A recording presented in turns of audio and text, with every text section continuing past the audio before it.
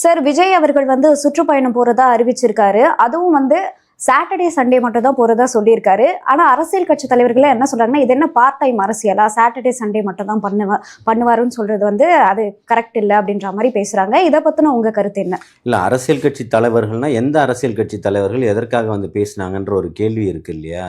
எல்லாரும் 24 மணி நேரமும் சாலையிலே சுற்றிக்கிட்டு இருக்காங்களா? மாவட்டம் நகரந்தோறும் சுற்றிக்கிட்டு இருக்காங்களா? என்ன தேவையோ அதை பண்ணுறாரு, புரியுதுங்களா? தலைவர் தளபதி அவர்கள் தமிழகத்தினுடைய மிகப்பெரிய ஒரு வரலாற்று புரட்சியாக இருக்கிறாரு. வரக்கூடிய இடம் எங்குமே இப்போ இன்னைக்கு ஒரு நாள் மாநாடு அறிவிச்சா ஒரு வாரத்துக்கு முன்னாடி கூட்டங்கள் அலைமோத ஆரம்பிச்சிருச்சு. இது வரலாற்று மிக்க ஒரு பதிவாக இருக்குது. ஒரு அரசியல் கட்சி மாநாடு நடந்துன்னா அந்த கட்சியினுடைய தொண்டர்கள் போவாங்கன்னு பேர்.